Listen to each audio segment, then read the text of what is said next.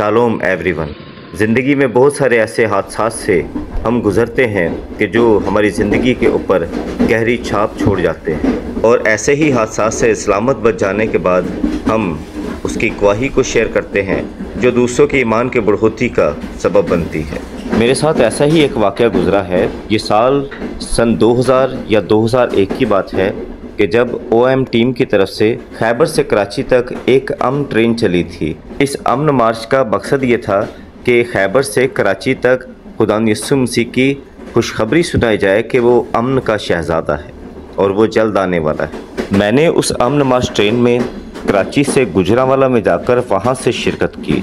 वहाँ से मैं उनके साथ शामिल हुआ। हम पूरा पंजाब स्टेशन बा स्टेशन रुकते रहे और वहाँ हर स्टेशन के ऊपर खुदावंद के कलाम की मनादी होती थी। एक छोटा सा इबादती सेशन होता था और वहाँ के शहर के लोग निकल कर आते थे और वहाँ एक इबादत का माहौल होता था। और उसके बाद शहर में जाकर हम लोग बाइबल डिस्ट्रीब्यूट करते थे और मसीही लिटरेचर जो है उसको डिस्ट्रीब्यूट किया जाता। हम पूरा पंजाब सफ़र कर चुके, सिंध सफ़र कर चुके, और जब हैदराबाद से ट्रेन निकली तो रास्ता में एक जगह पर वो ट्रेन रुक गई और मैं भी उस ट्रेन से उतरा था और हमें पता था कि ये काफ़ी देर यहाँ पर रुकेगी क्योंकि पीछे भी ये काफ़ी देर रुकती आई है। मैं गाड़ी से नीचे उतरकर थोड़ी सी पटरियाँ क्रॉस करके मुंह धोने लगा और गाड़ी बगैर हॉर्न किए चल पड़ी। जब मैंने मुड़कर देखा तो गाड़ी थोड़ी स्पीड पकड़ चुकी थी और मैं भागकर ट्रेन पर चढ़ तो गया, पर जिस डिब्बे में मैं था उस डिब्बे में मैं नहीं चढ़ पाया। मैं पीछे के एक डिब्बा में चढ़ा और जैसे ही मैंने उसके दरवाजे को मैंने पुश किया तो दरवाज़ा अंदर से बंद था। दरअसल उस दरवाजे के अंदर की तरफ जनरेटर रखा हुआ था और वो भारी जनरेटर था और दरवाज़ा बिल्कुल सील था वो, और मैं वहाँ दरवाजे में ही लटक गया। और जब मैं दरवाज़ा में लटका हुआ था तो ट्रेन बहुत तेज़ हो चुकी थी क्योंकि ट्रेन जब चलती है तो वो बहुत वाइब्रेट करती है, जिस वजह से हाथ गेट के हैंडल से स्लिप हो रहे थे क्योंकि स्टील के हैंडल्स पर इतनी ज़्यादा पकड़ रखना मुमकिन नहीं है। फिर इतनी गर्मी, इतनी तपश, ये मुमकिन नहीं है कि ज़्यादा देर कोई ट्रेन के बाहर हैंडल्स को पकड़ कर खड़ा रह सके। मैंने इर्द गिर्द की खिड़कियों को बजाने की कोशिश की और एक शख्स वहाँ से आया और उसने मेरी आवाज़ को सुना, पर जनरेटर बहुत भारी था, वो नहीं हटा सकता था।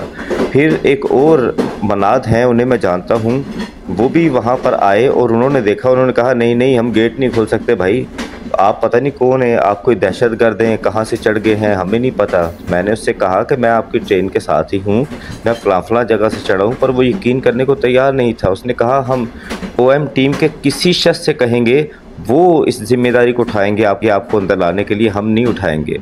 तो उन्होंने मुझे वहीं लटकता हुआ छोड़ दिया।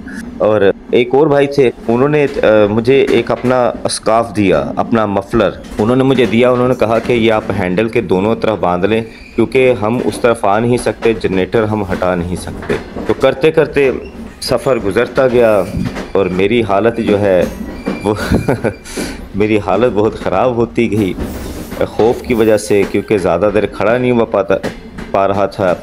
ट्रेन खड्डे खाइयों से गुजर रहे थे, किसी वक्त भी मेरा हाथ स्लिप होता और मैं कहीं भी गिर जाता। जंगल बियाबान था, पता भी नहीं चलना था। तो मैं खुदा से दुआ ही करता रहा।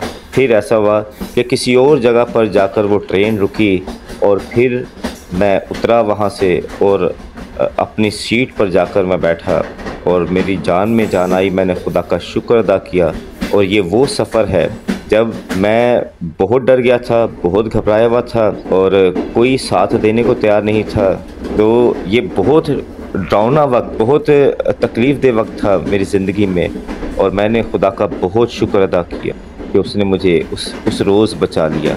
और आज ये गवाही आपके साथ शेयर कर रहा हूँ ताकि कभी किसी मुसीबत में हो तो खुदा को याद करें। खुदा आपकी हिम्मत हौसला बढ़ाएगा और आपको मदद फराहम करेगा। खुदा आपको बरकत। अगर गवाहियों का ये सिलसिला पसंद आया हो तो चैनल को लाइक कीजिए, सब्सक्राइब कीजिए और दोस्तों के साथ शेयर करना मत भूलें।